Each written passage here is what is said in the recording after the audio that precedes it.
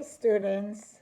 Today, in honor of the holiday of Shabuot, that we eat a lot of things with that are dairy and made with cheese, we're going to read the book Cheesecake for Shavuot. This book was written by Allison Ofanaski, and then it doesn't say illustrated by Eliyahu Alpern. Instead, it says photographed by Eliyahu. That means Eliyahu did not draw the pictures, but instead took it with a camera or with his camera phone. Today, we are planting wheat in our school garden. Neely, our teacher, tells us that in Israel we planted in the time of fall, in the beginning of the school year. So it could be watered by the winter rains. In Israel it rains a lot, it doesn't really snow that much. Shoshana and Naomi dig up the earth. We mix compost, scatter the seeds, and cover them up. Then we give them a big drink of water. So first, they are planting the seeds of wheat.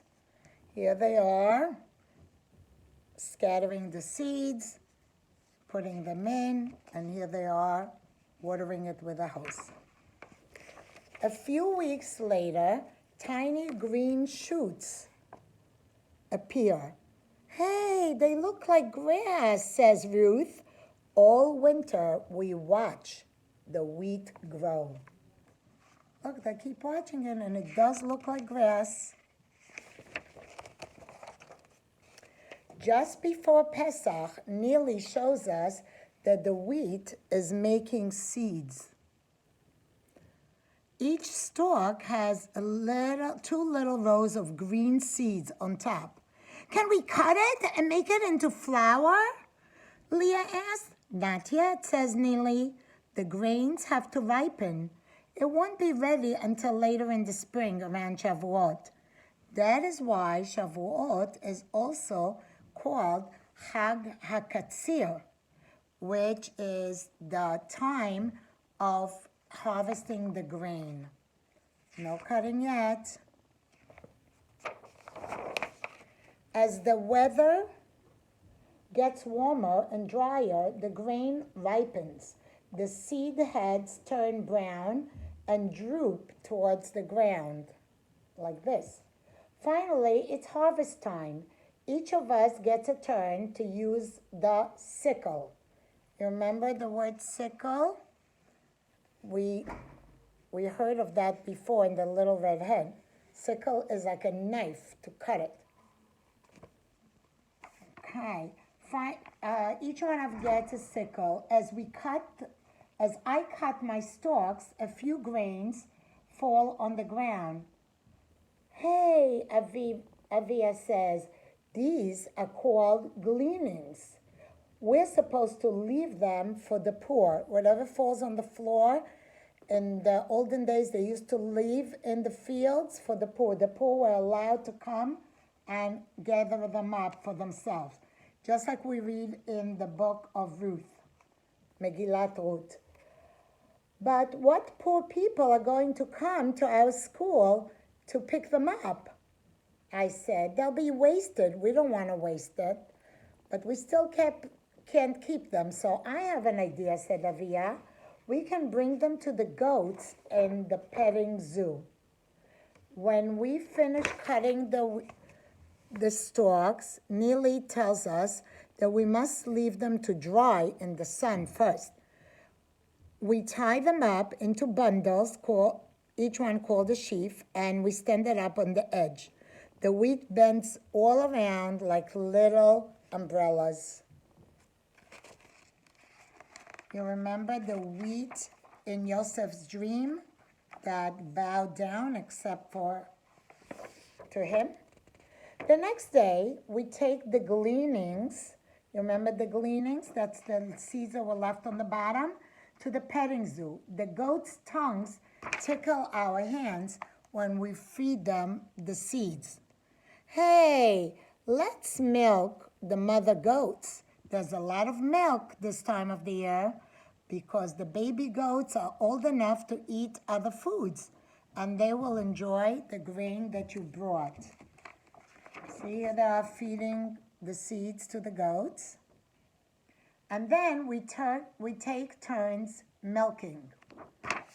Now you can milk goats, and that gives you goat milk, or if you can milk cows, it gives you the regular milk that we drink. We take turns milking. Itai squirts warm milk into the bucket. Afterwards, Amir gives us some fresh goat cheese to take home. With your wheat and my cheese, you can make a cheesecake for Shabuot, he says. And there are strawberries in the school garden too, Ruth adds.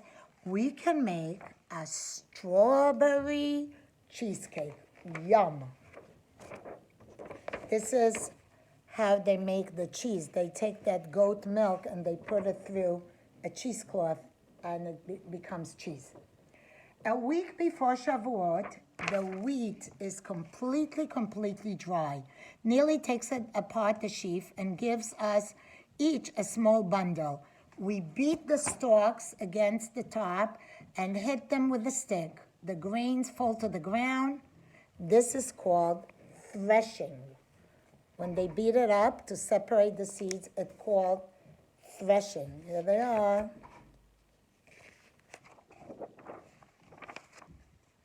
There are still bits of chaff and straw mixed in with the wheat grains, says Neely. The breeze will help to blow them away. As we pour the wheat from one bucket to another, the wind takes away the lighter pieces of chaff and straw. This is called winnowing. We winnow until only grains of wheat are left in the bucket. The next day, Neely sets up the flour grinder in school, and everyone has a chance to take the handle. It's hard work. As the grains are crushed between the two stone plates, the small stream of flour goes down. So then they're now grinding the kernels to make flour. See the flour in the bowl? Now we can make our cheesecake, says Neely. Naomi takes the cheese and with eggs, and she mixes it together in a mixer. Avia squeezes some lemon juice, a little lemon juice, and then Ben adds some vanilla. Then we use our ground wheat to make the crust. Ben mixes some butter and a little water with the wheat. Itai kneads the dough into a ball. I roll out the crust with the rolling pin. Here they are. Neely pours the filling into the crust, and the cake is ready to go in the oven. So they're putting the filling, which is the cheese, in there. While the cake is baking, Chaim and Ruth slice the strawberries to decorate the top. The strawberries came from the garden. And the result of all our hard work tastes delicious. And here's the cake that's all ready that this class made together in school. And now we can discuss a little bit the sequence of events, things that came first or second or third. After the video, you can try to remember and write them down. So if I remember correctly, first they planted the wheat, then they watered it, and then it got ripe, and then they cut the wheat with a tool called sickle. Then whatever fell on the floor, the gleanings, all the seeds that fell on the floor, the kernels, they took them to the goats. And when they were in the zoo, they milked the goats to make cheese, right? Later on, they're going to use that cheese. Then they separated the grain and they grinded it to make flour.